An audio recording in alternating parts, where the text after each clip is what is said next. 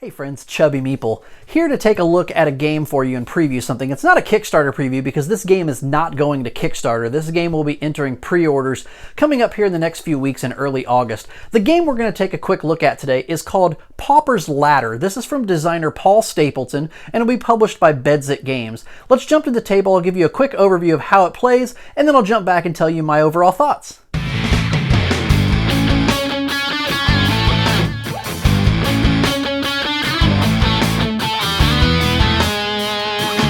A game of Paupers Ladder begins with setting up the board. To do so, we'll put the board on the table where all players can reach it, and then we're going to separately shuffle the region decks, which are the forest, the mountain, the beach, the swamp, and the mine, as well as the equipment and quest decks, and they will be placed near the board also so all players can reach them, making sure to leave space for discards next to each pile. We will then shuffle 4 rarity cards, which are placed at each city. So we'll have one in Greyhaven, one in Blue Vale, one up in Lilacsville, and one in Black Sand. These rarity cards are placed in the city shop space, and they look like this. So they look very similar to the equipment cards, except they have this yellow rarity banner on it. You will then also deal out face down 4 equipment cards on top of each of those rarities. So each city shop is going to begin the game with 5 equipment cards available. 4 regular equipment and 1 rare equipment, although you won't know what those are at the start of the game. We'll also draw 4 cards from the quest deck and place 1 face up in each city quest space so that each city has its own quest. And we'll discuss quests in a little more detail as we go along. We will also shuffle the recipe deck, and we will place it somewhere near the board so that the purple side of the recipes is displayed. These cards will be used to for one of the end game conditions. So we'll take the recipe deck and we'll also place it near the board, also leaving room for potentially a discard pile, and that will actually get split into separate decks once the game gets going and underway.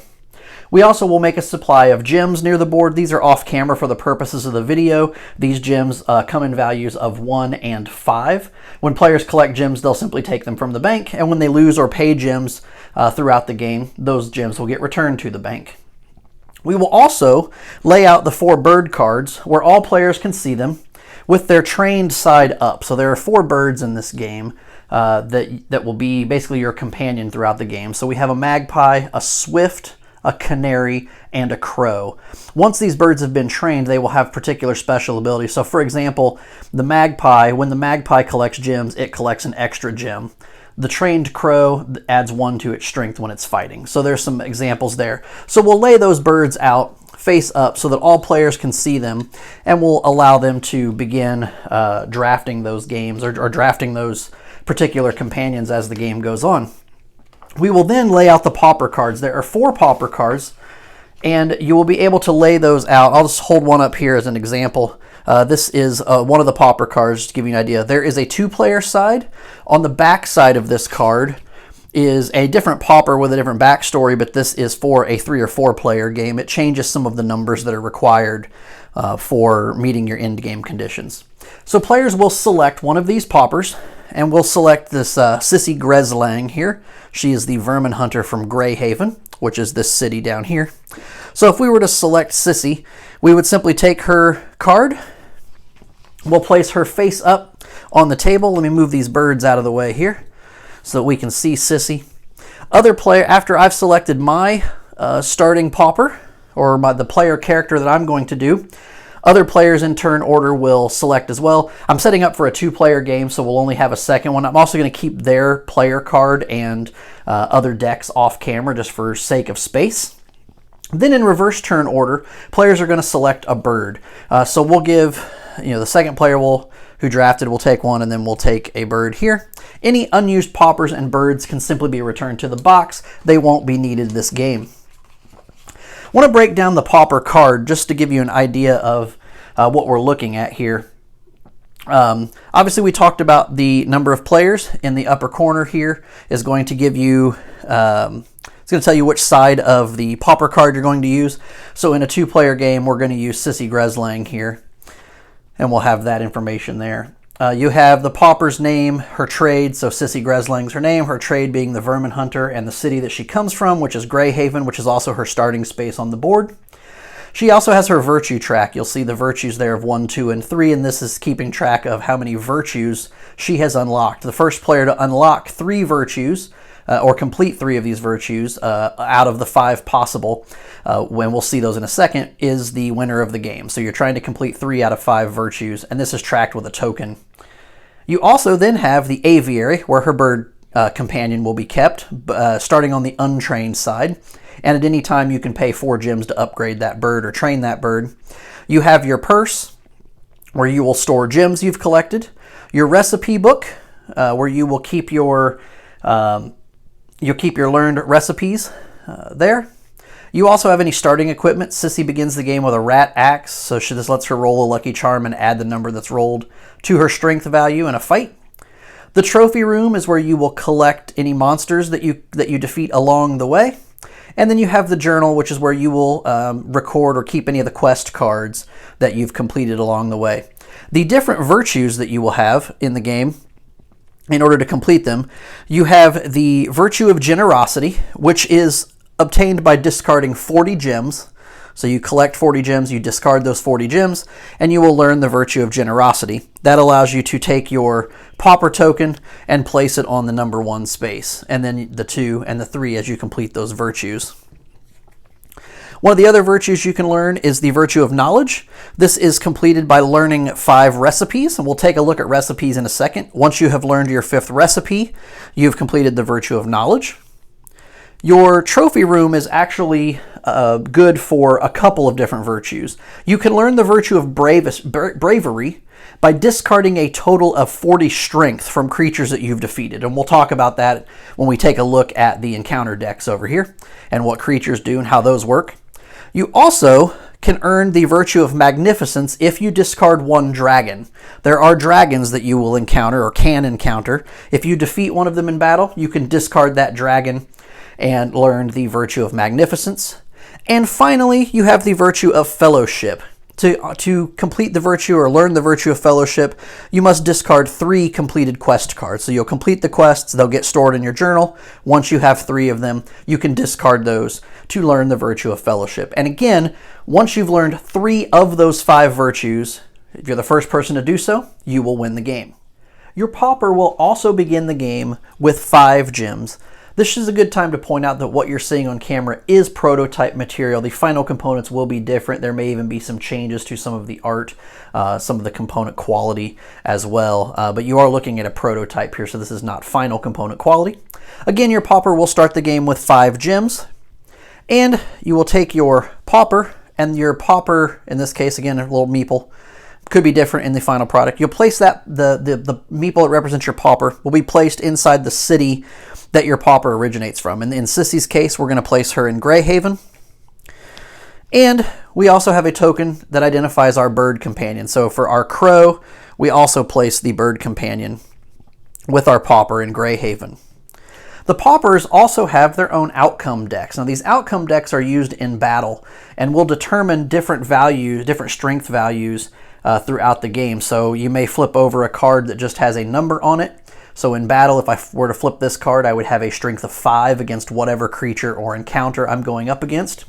Some cards will also give you some conditions or some options that you can take advantage of and will help you do various things in battle. So for example here, if I were to flip this card out, the Old Friend, if the region that I'm fighting in is connected to Greyhaven, I would get to collect 1 gem and add 2 to my strength. So in addition to having a strength of 2, if I'm connected to Greyhaven, which are any of these regions connected to Greyhaven by a bridge, so if I were fighting in this region, this beach region, or this swamp region, I would actually have a strength of 4 and I get to collect a gem because I ran into an Old Friend there. But your outcome deck is going to get shuffled and placed near your player card as well. You'll also select recipes at the start of the game. So what's going to happen is you're going to deal 4 of these recipe cards to all of the players. Each player is going to get 4 cards. You're going to look at the 4 cards that were dealt to you, and you'll pick one to keep. It's a recipe that you want to learn. you're going to start the game with 3 recipes in learning. A recipe in learning is a recipe that is on this particular side. So for example, this diviner spell, once it's learned, my pauper can re-roll the lucky charm once per turn. But until I learn it, this is the side that is face up. This indicates that in order to learn this recipe or complete this recipe, I need to locate pearls, toadstools, and a firefly tail. The colored boxes behind those recipe items or those recipe ingredients indicate the regions on the board where I'm most likely to find those items. So the yellow region represents these beach regions on the board, and that is where I'm most likely to find the pearls. The toadstools are most likely found in the forest, or these green sections on the board, and the firefly tail is most likely found in the swamps, which are these brown regions. It is also important to note out, or to point out, that there are small amounts of every one of these resources located in the red mine region. So I could go to the mine and potentially find any of these as well. So if I chose to keep this diviner recipe, I'd simply place it next to my player card. I then take the 3 recipes that I didn't keep and I pass them to the player to my left. I'm going to receive 3 recipes from the player to my right, and I'm going to continue doing this until I have drafted or selected 3 recipes that I want to try and learn to start the game. The 4th recipe then is going to get discarded. Once all players have selected the 3 recipes in learning that they'd like to begin the game with, we'll shuffle the remaining cards back into the deck, and then this deck will be sorted into 4 fairly equal piles that will be known as the dispensary. So I'm just going to set these off to the side here. The dispensary will be used throughout the game as recipes are learned. As recipes are learned, players can then select a new recipe by selecting one of the top cards of the 4 dispensary stacks, so that you have a little bit of flexibility over the cards that you're able to, the recipes that you're able to choose, and what actions you may want to be able to take. I'm going to go ahead and place our second player up here in black sand so that we have that set up. And again, our black character up here, his player card outcome decks and the spells in learning are all off camera, just for sake of creating space. The one final thing that we have to do before we're ready to begin the game is that each player has the opportunity to purchase 1 equipment card from the city where they begin the game. So for example, Sissy begins the game here in Greyhaven. She can take a look at all 5 of the equipment cards that are in the city's deck, and she can purchase any one of this equipment to begin with. So I could start with a rusty key, which can help me open some locks. I could buy a recall potion, which lets me, when I'm exploring a region, it lets me pull from the discard pile instead of the deck. There's another rusty key for sale.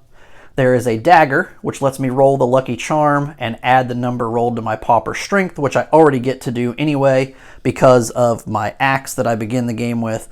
And then the spirit blade is here, but it costs 8 gems. So you have to be able to afford what you're purchasing as you go along.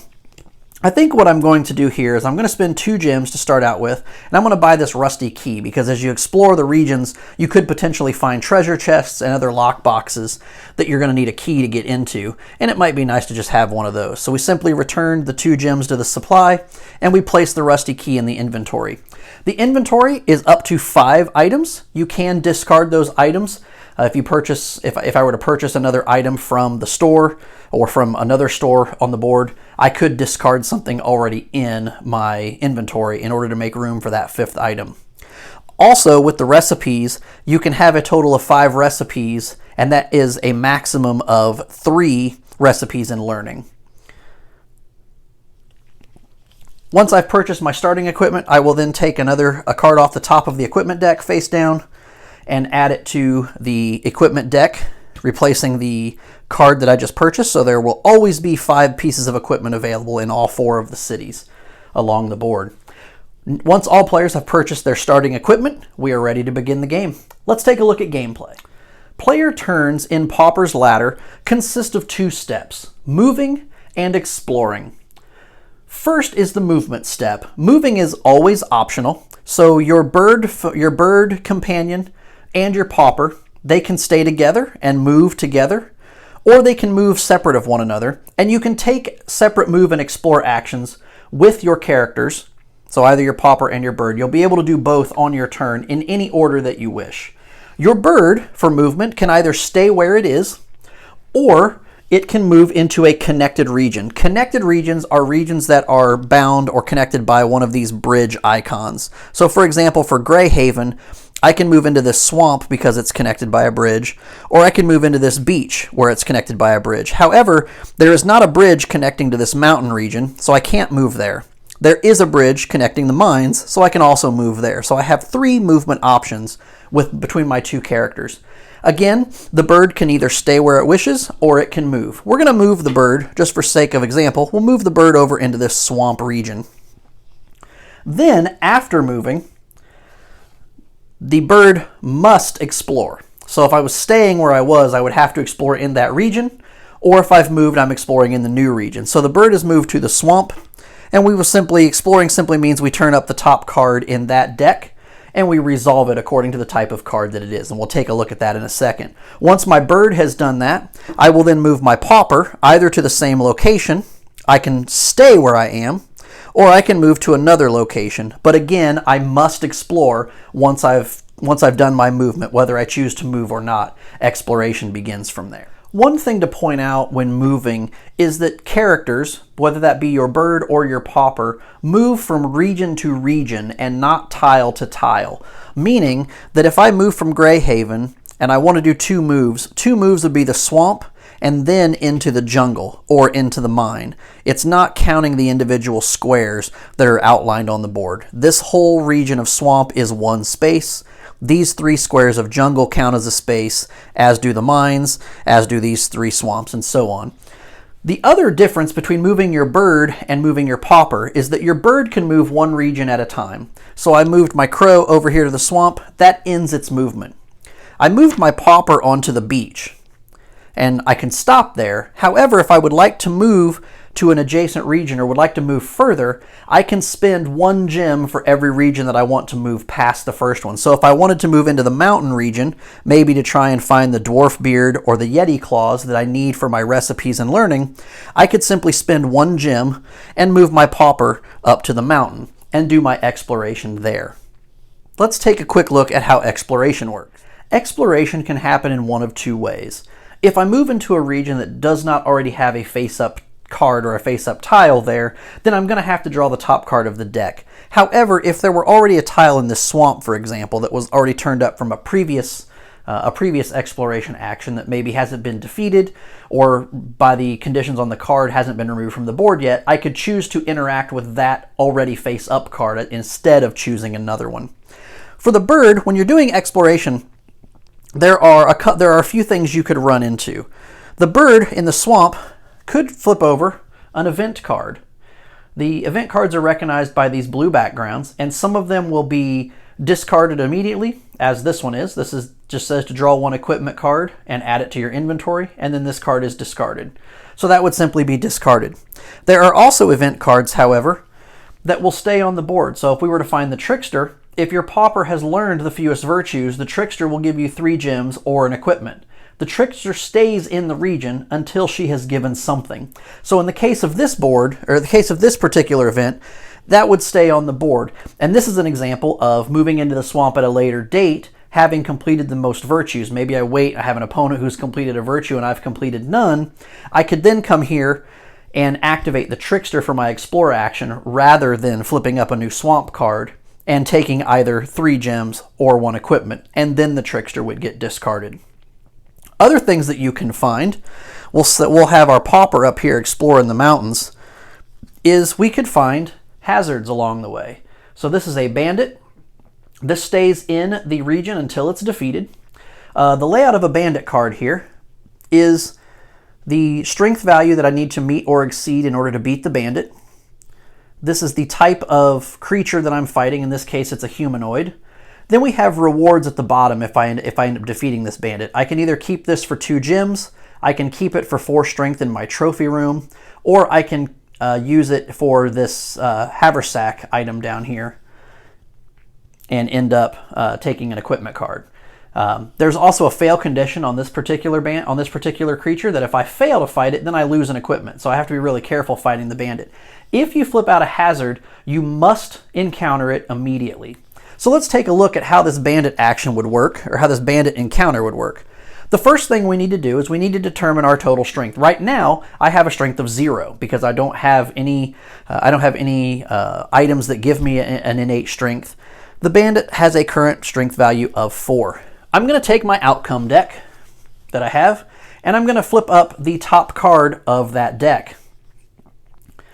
The top card will determine my strength value for the battle. So I flip up the top card, and I flip up a 5.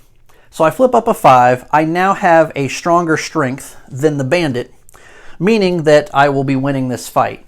Had I pulled something lower, because I have my rat axe here, it allows me to roll the lucky charm, which is just simply a die with the numbers 0, 1, and 2 on it.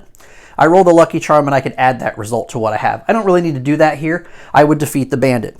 I then have 3 choices. With the bandit being defeated, I can discard it and take 2 gems and add those to my purse. I could discard the bandit as well and take an equipment card if I would like to. Or I can take the bandit and I can place it in my trophy room and have 4 total strength, which is what I'm going to do. So we'll place that in the trophy room. And in a 2-player game, I need to discard a total of 40 strength in order to learn one of the 5 virtues. In a 3 or 4-player game, I have to discard 30 strength to do that. So that encounter is over, and my turn would end at that point because I've moved with the bird and did something, and I moved with my pauper and explored. Exploration, again, is always mandatory with both characters.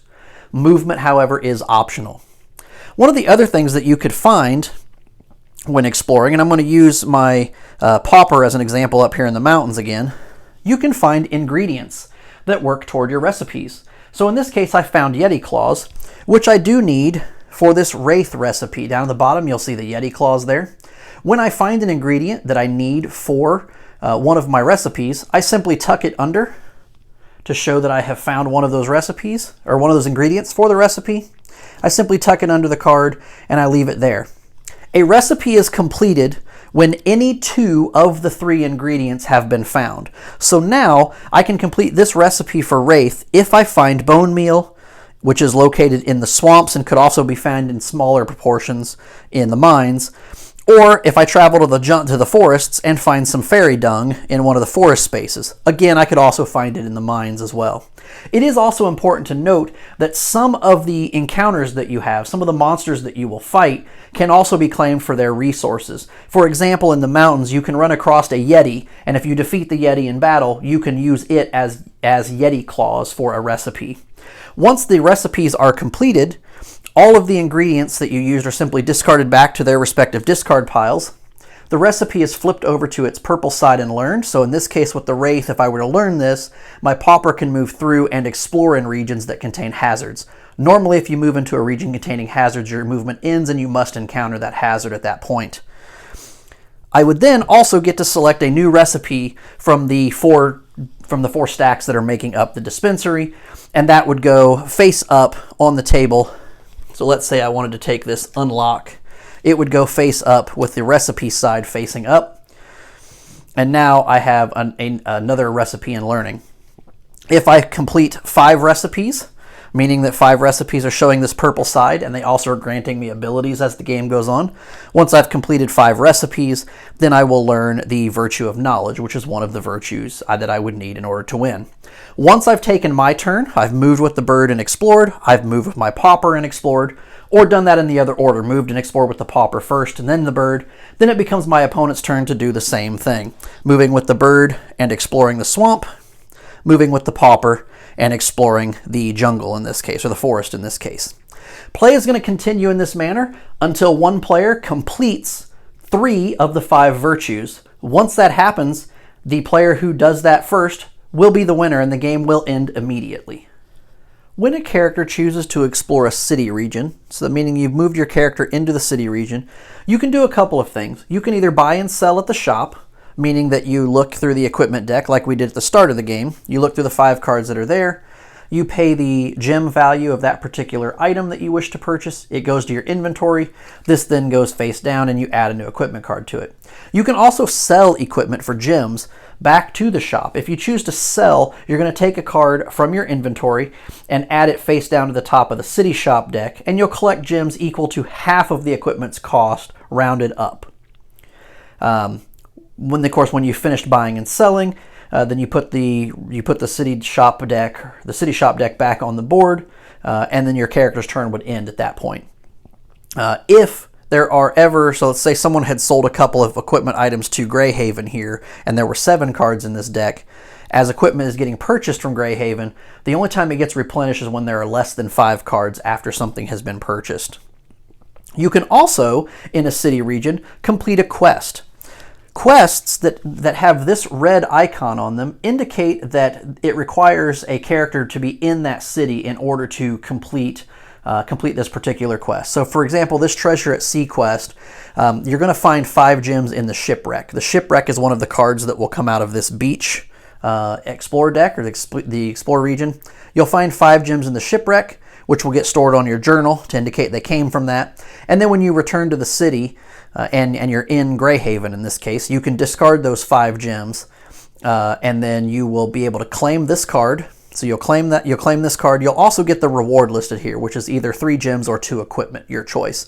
And then this completed journey quest card will go into your journal, and it will get replenished by another quest from the deck. So in this case, we have a scholarship. So this is to be the next player to learn a virtue. And you'll notice this quest doesn't have that red icon on it, so you can be anywhere on the board and complete this quest. Completing quests does not require an action. It can be done anytime during your turn. So if you're the next player to complete a quest, you would simply take this, or complete a virtue, learn a virtue. You would complete this quest, gain the reward of 4 gems, and then this quest would also go into your journal. Once you have completed 3 quests and stored them in your journal, you can then discard them to learn another virtue.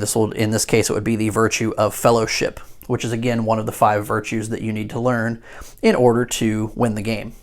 Another action you can take on your turn is to spend 4 gems. If I have 4 gems, I can spend all 4 of those gems, and I can train my bird companion. So I would then flip this card over to its trained side, and now the trained crow adds 1 to its strength in a fight. The crow, or the bird at all, anyone's bird in this case, if it comes up against an enemy, it does not get to use equipment in a fight. So if I were to come up against an enemy here in the swamp, let's say I came up against this zombie, I ended up fighting this zombie in the swamp. My bird would only have the ability to flip 1 card from the outcome card. Now, in the case of the trained crow, he also gets to add a strength. So I would add 1 strength to whatever card came out of the outcome deck and hope that it was equal to or higher than 5 in this case, so that the bird could defeat the zombie. You'll notice on this zombie card there is no fail like we saw on the bandit. So if I fail this, the zombie just stays in the swamp, so people can encounter it. Other players or myself can come back later and encounter it down the road. If I defeat the zombie, I can either keep it for 5 points or 5 strength in my trophy room. I can discard it and gain 3 gems, or I can use it for the toadstools ingredient if I have any recipes that require toadstools, and that would simply get tucked under any of those recipes that have the toadstools icon. So there are several ways that you can use these monsters to defeat. The important thing again to remember is that if the bird is in conflict with a hazard, a bird cannot use equipment to help win the battle. Only your pauper is able to use equipment. Equipment cards come in a few different varieties. You have equipment cards, like this Fate Stone, for example, that are single-use cards, and you'll notice it simply says during the card that you will discard this card to do something. In the case of the Fate Stone, you'll discard this to peek at the top 4 cards in your outcome deck, and then return them to the deck in any order. So if I discard this Fate Stone, I can look at the next 4 cards of this outcome deck and rearrange them, so maybe I help my chances better in a fight.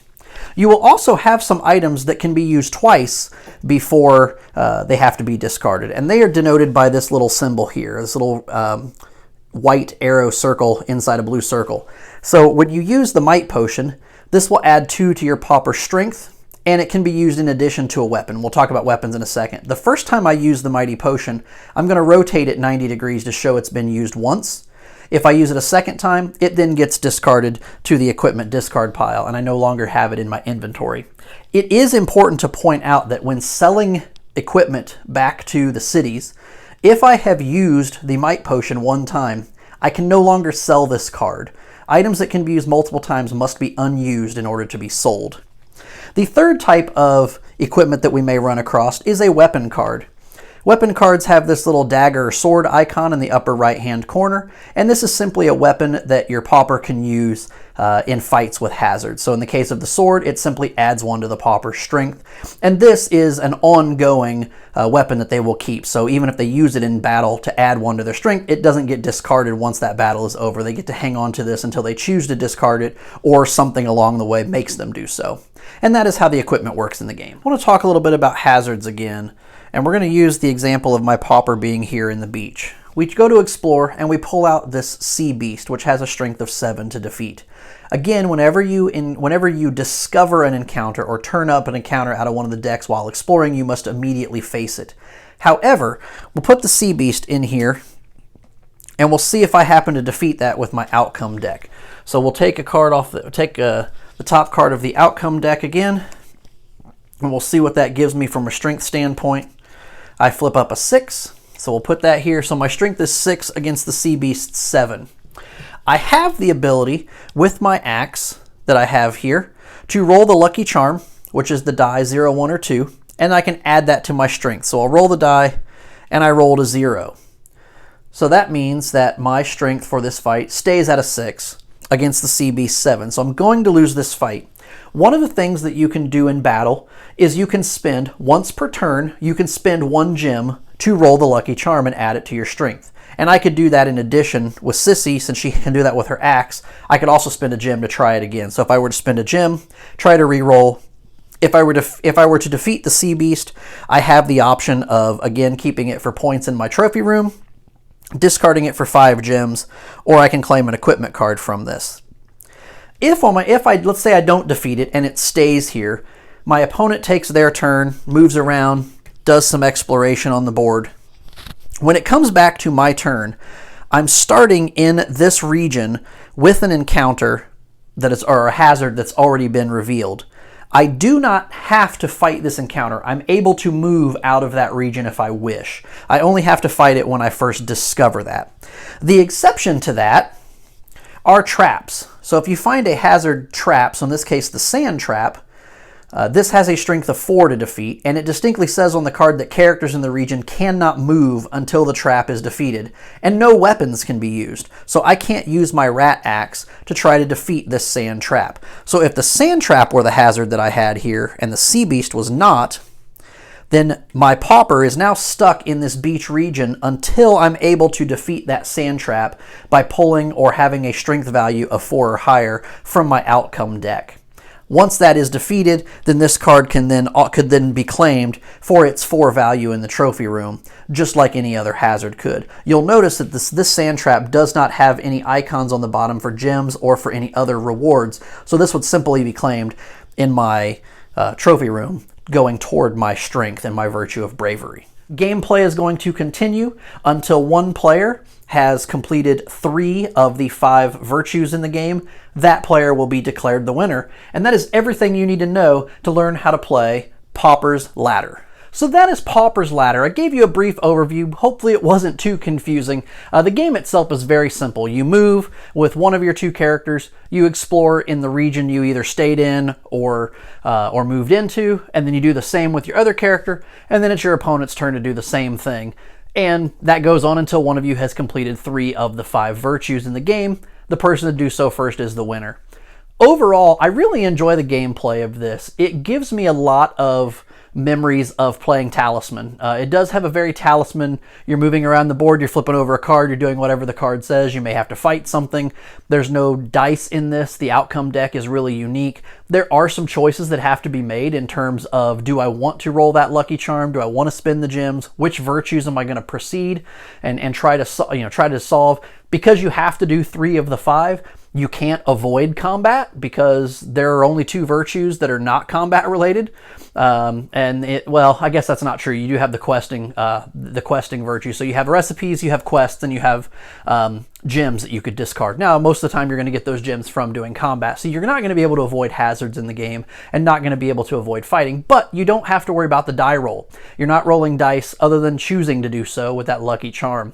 So there is very much a talisman feel to this game in terms of the randomization of the cards that are coming out.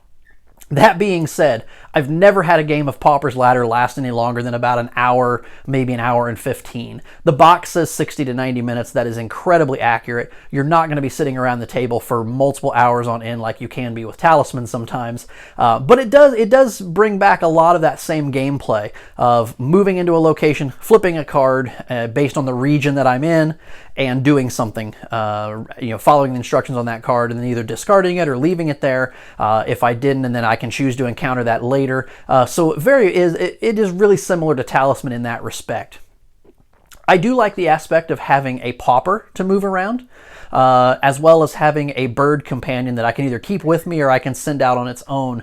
And that gives me a couple of characters to move around, as opposed to in Talisman just having one character and I roll that die and I'm either moving left or I'm moving right and then I'm doing something from there. This gives me a little bit of autonomy to choose how I want to move my characters, what I want to do with those characters once they've moved. But I have to keep in mind that the bird is a little bit less strong in the terms that it can't use weapons, it can't use equipment.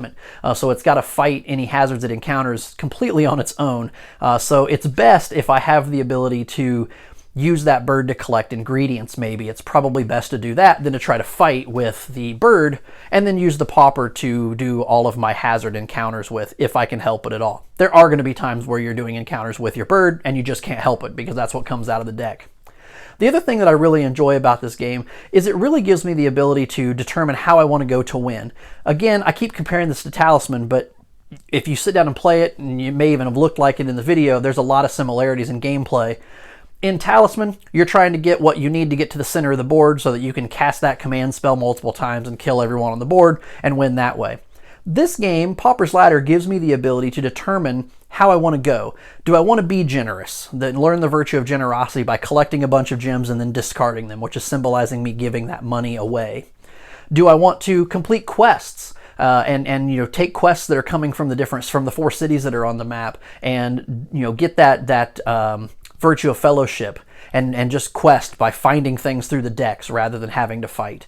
Obviously, I can just decide that I just want to hack and slash everything. I want to go defeat whatever hazards I can. I want to discard the appropriate number of points that I need out of my trophy room and get that virtue of bravery. Maybe I'm strong enough where I can take down a dragon. The dragons are not easy to defeat because they do have a 10 strength, which can be really tough. But maybe I take down a dragon and I get that virtue of magnificence. Or maybe I just want to explore and I want to do those recipes, because those recipes give me really cool abilities that I can use for the remainder of the game and just really help me further those goals. So I like the autonomy to decide which path that I want to take in that.